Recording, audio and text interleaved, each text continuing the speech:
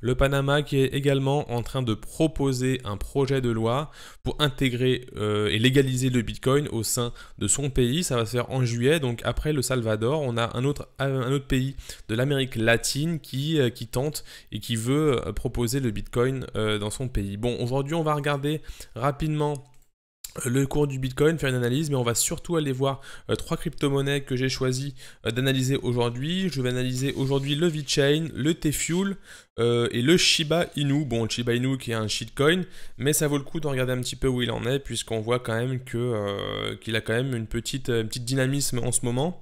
Voilà, on va voir ça ensemble. Et je vais aussi vous partager dans cette vidéo l'erreur que je vois assez souvent par rapport à l'investissement, par rapport aux personnes un petit peu novices qui proposent d'investissement un peu dans plein de cryptos, un peu à droite, un peu à gauche, et à la fin vous vous retrouvez avec beaucoup de cryptos, et en fait vous n'arrivez pas à gérer, et vous prenez un retournement assez violent, et en fait vous avez tellement eu de cryptos que vous n'avez pas pu en fait vous en débarrasser, ou en fait les performances sont complètement lissées, et vous n'arrivez pas à avoir un portefeuille qui performe. Voilà, on va voir tout ça dans la vidéo, ça va être très rapide, une vidéo assez courte aujourd'hui. Alors salut, moi c'est Eldo, tu es sur Crypto Eldorado, ici on parle de crypto-monnaies et de projets à fort potentiel de croissance, dans le but d'investir et de générer des profits sur le moyen long terme.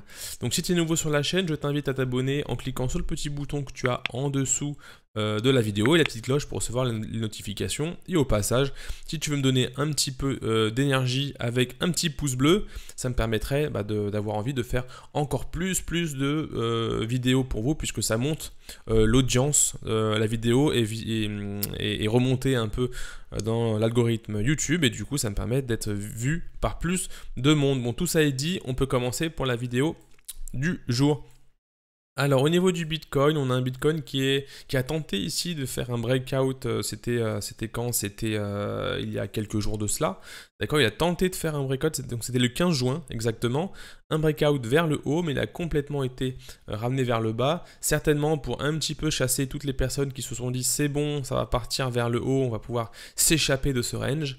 Mais c'est vrai qu'on est un petit peu en train, on a cassé le premier niveau là qu'on a tracé depuis un petit moment, hein, qui est celui-ci, donc on l'a cassé.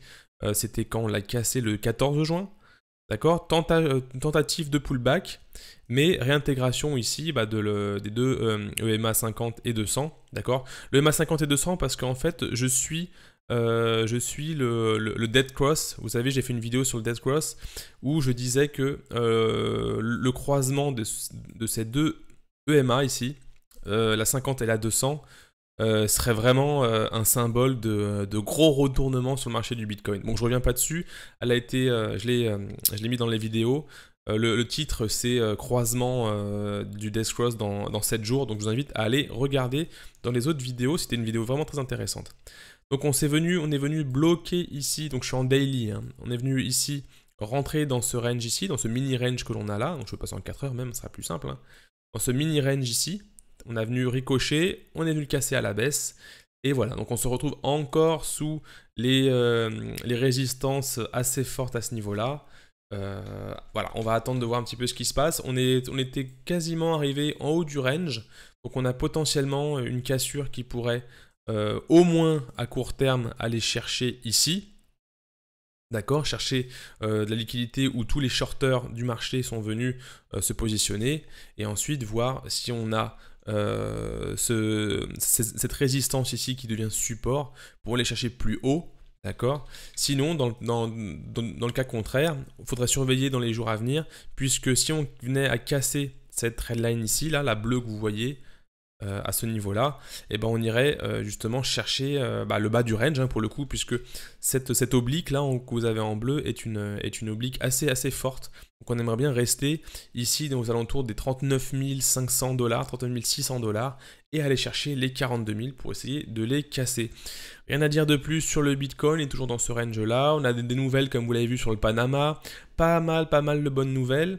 Cependant, on a quand même la Bank of America qui dit que voilà, on est toujours sur le Bitcoin sur une bulle, que l'inflation est transitoire. Bon, ça c'est parce que on a eu des informations concernant la Fed, d'accord.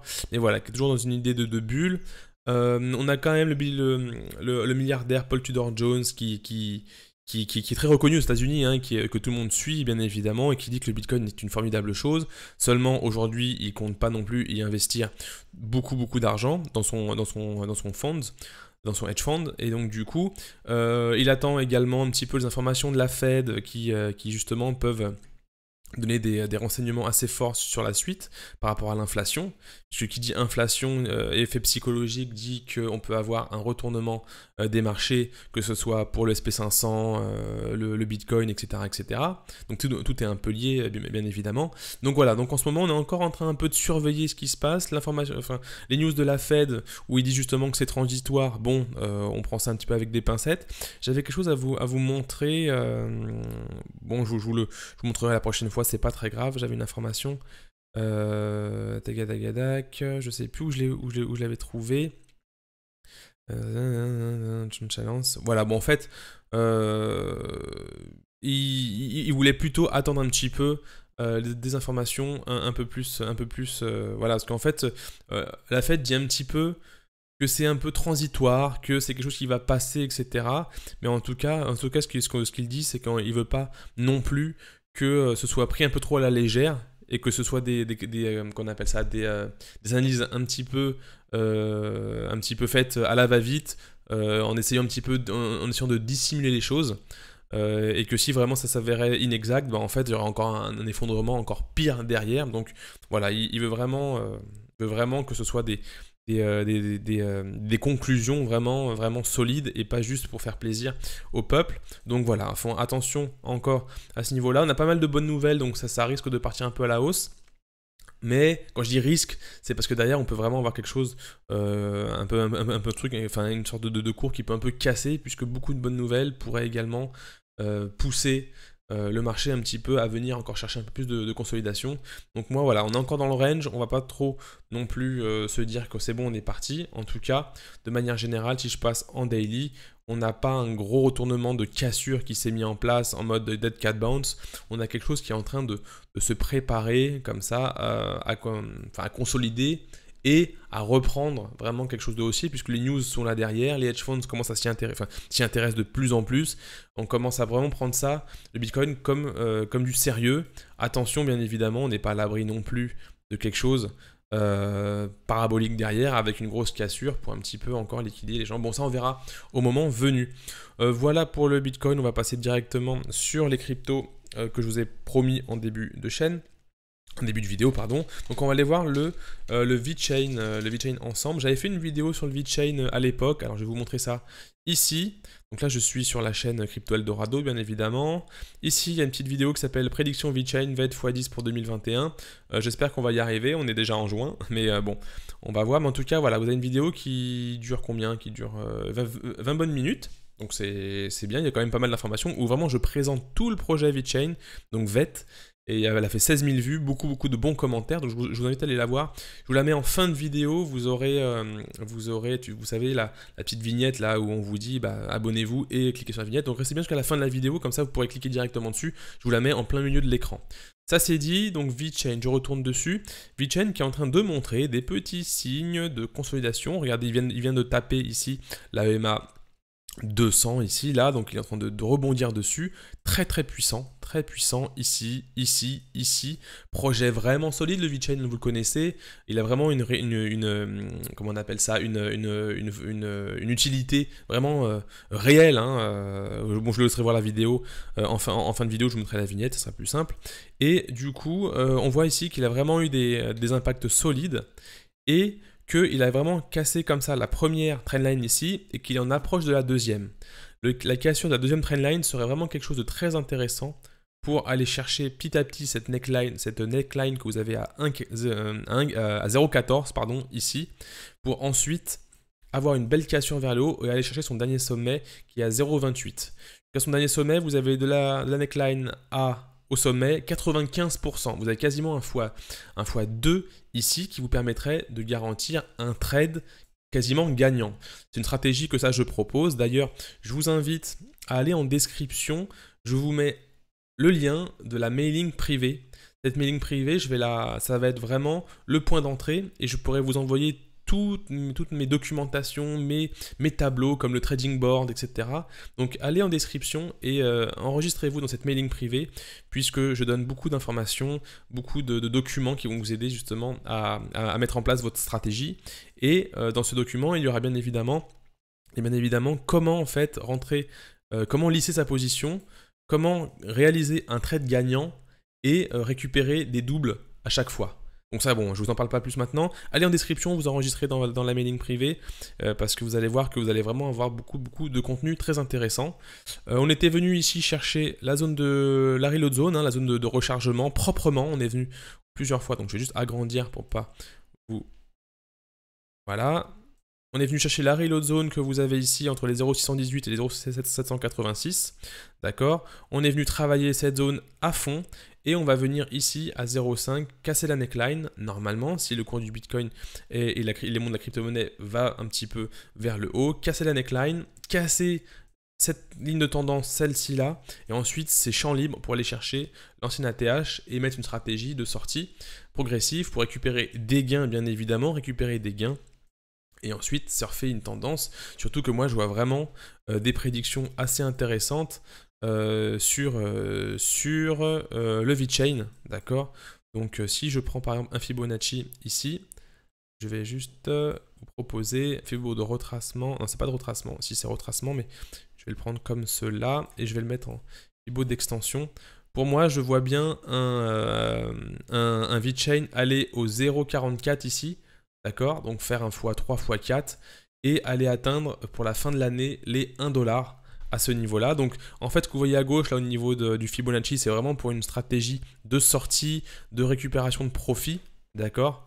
Mais voilà, je le vois vraiment vers les 0, entre 0,80, on va dire 0,9 et 1$, puisque 1$, valeur très psychologique, ça peut vraiment, en fait, comment dire, ça peut vraiment être un lieu où les bagues vont être déchargées complètement. Donc ici, je vais le mettre en...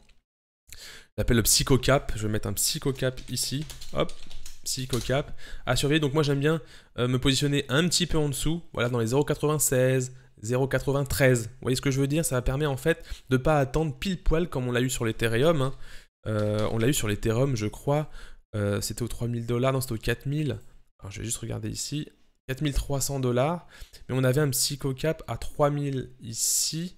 Voilà, regardez. En fait, on voit quand même que ce sont des zones assez fortes. Hein. Regardez, hop, 3000, 3000, 3000. Pile poil ici sur cette mèche-là. Si je vais en 4 heures, on a ici, en fait, quelque chose qui a voulu rebondir sur les... bon, je ne vais pas essayer d'arranger les choses, mais voilà, en fait, on a eu cette cassure et on est venu rebondir dessus. Comme quoi, en fait, parfois, ça peut servir de propulsion. En fait, on peut vraiment arriver dessus et se dire, on veut la péter. Et là, boum, regardez comment on est venu casser cette zone des 3000 ici en force, hein, avec des énormes bougies vertes ici, là. Vous voyez, on les a pas ailleurs, on les a un petit peu ici, puisqu'on est arrivé ici quasiment à la verticale. Mais si vous voyez ici, on les a vraiment cassés. Mais ça peut également servir de zone de forte résistance.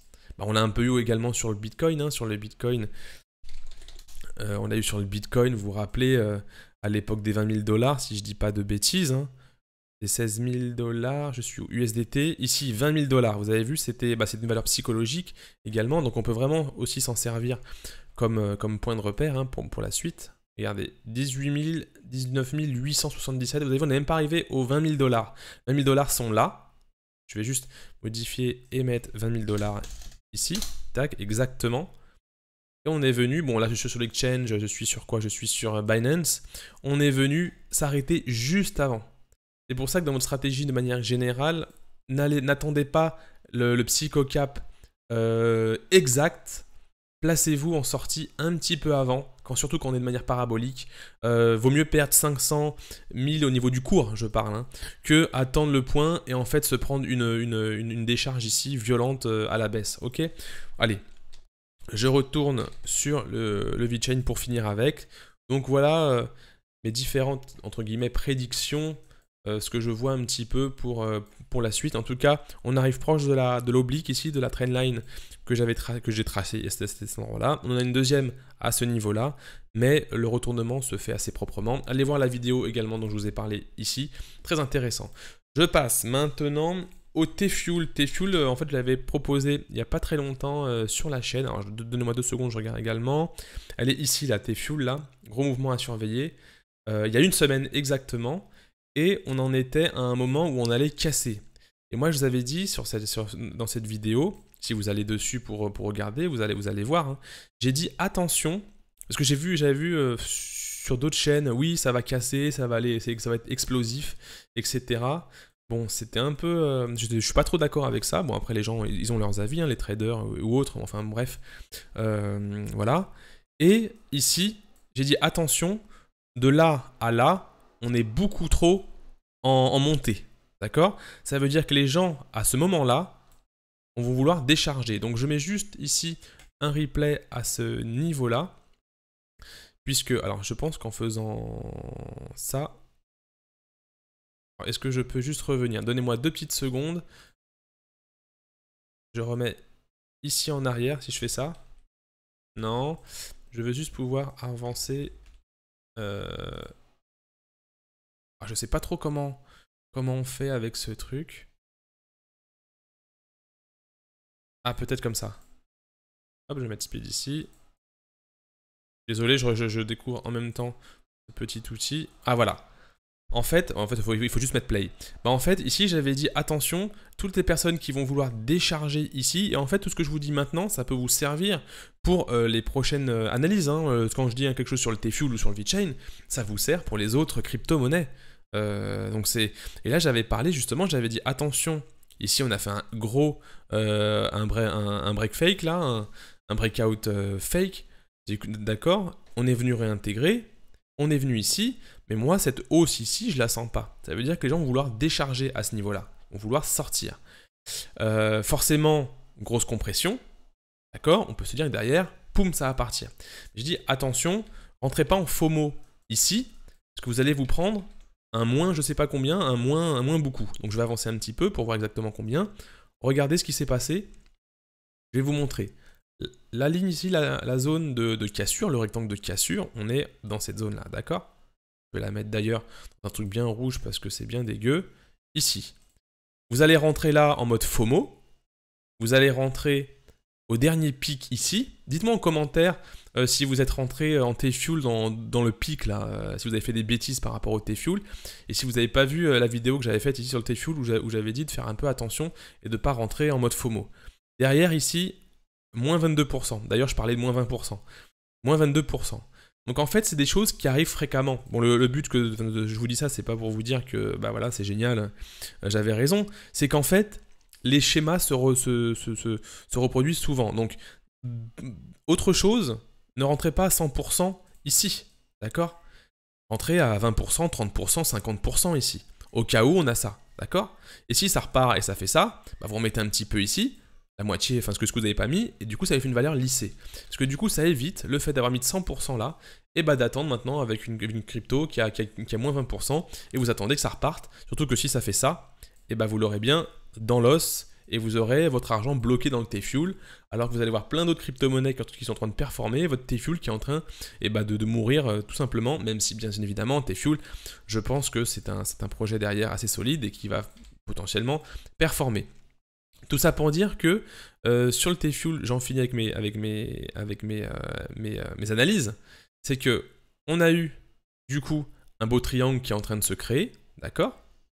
Donc compression toute bête hein, sur le T-Fuel, compression toute bête ici, un triangle qui est en train de se mettre en place, je vais rentrer en 4 heures, donc potentiellement c'est pas encore fini pour le T-Fuel, hein, on a encore dans quelque chose qui est en train de se compresser, d'accord? Je vais tracer ici une petite trendline à ce niveau-là. Je vais prendre ça. On a hop, une qui s'est mise en place ici. Donc j'ai pris les 2 premiers points à ce niveau-là, hein, bien évidemment. J'ai pris mes 2 premiers points ici. Je vais la mettre en gros et en bleu. Alors en bleu ici et en gros ici. En plus clair. Tac. On en a une grosse ici. D'accord? Donc on voit qu'on a vu taper une fois, en dessous, on le casse avec une grosse bougie, on vient en dessous, on va le taper ici.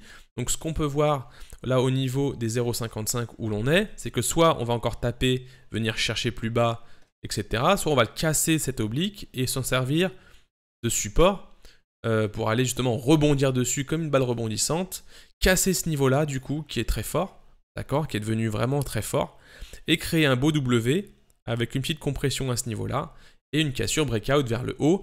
Attention, du coup un petit peu au même schéma, d'accord. Donc là aussi on pourrait avoir quelque chose qui est en train de monter comme ceci. Donc potentiellement au 0,71 on peut avoir quelque chose encore qui va buter. Donc attendez bien le breakout, lissez votre entrée, un stop bien placé ici, peut-être à un niveau bas comme cela, d'accord, soit agressif, soit pas agressif. Ça, je vous laisse, venez rejoindre le Discord si vous voulez, on peut échanger sur le sujet de comment on rentre en position, etc. Il y a pas mal de personnes dans le Discord qui peuvent aussi vous renseigner. Et donc voilà pour le T-Fuel, on est en période de contraction, attendez bien une contraction qui se met en place, et attention au FOMO. Voilà, le FOMO, c'est vraiment le piège hein, derrière. Regardez la baisse ici derrière le FOMO qu'on peut avoir. Le FOMO, ça veut dire que vous avez peur de rater le train et à ce niveau-là, vous êtes rentré ici, hein, au pic. Hein. Je sais qu'il y en a beaucoup parmi vous qui sont rentrés au pic. On le fait tous au début quand on commence. Et on se prend derrière combien? Allez, oh là là, moins 40%. Dites-moi si vous êtes dans les commentaires, dites-moi si vous êtes en galère un petit peu à ce niveau-là. Surtout que bon, ça reprend. Donc, c'est pas le moment pour moi, c'est pas le moment de vendre en panique. C'est juste le moment de voir ce qui se passe à ce niveau-là. Il y a une cassure là, de la trendline et un beau W qui se met en place. Vous pouvez vous dire que vous êtes sorti d'affaire et peut-être la jouer comme ça, avec un beau stop qui vous sortirait de position si vraiment ça venait à se retourner. Pour l'instant, la force est plutôt haussière. Je peux regarder le RSI rapidement. Et en plus, on n'a pas aucune divergence et on a ce RSI qui vient de casser sa ligne de 50 et aller chercher plus haut. Le T-Fuel peut être intéressant. Mettez-moi en commentaire si vous voulez que j'entre un peu plus dans le détail sur le T-Fuel. Je finis rapidement sur le Shiba Inu. Shiba Inu. Donc c'est... Alors Shiba, je crois que c'est juste le SHIB, je crois. Allez, je vais sur Binance. Je crois que le Shiba a été listé. Alors dites-moi si je me trompe également là en commentaire. Est-ce que le Shiba n'a pas été listé à ce niveau-là? Là, je crois que justement il a bénéficié d'un magnifique pump ici. Il a pris en quelques jours 77%. C'est fou. Beaucoup de gens sont entrés dans le Shiba parce que je sais que, un peu comme le Dogecoin, un peu à l'instar du Dogecoin, vous voulez un petit peu profiter de la pépite 2021 et le Shiba a l'air de ressembler à une sorte de pépite. Alors, elle est combien le Shiba Inu? Elle est classée, il est où Shiba Inu? Il est 29e. Bon, voilà, il est en train d'aller chercher un petit peu des cryptos un peu plus haut, des places dans le market cap. Un Dogecoin qui est 6e. Une crypto, je connais pas bien le projet du Shiba Inu, je crois qu'il y a un peu plus de choses intéressantes que le Dogecoin. Allez voir, je vous invite vous à aller voir.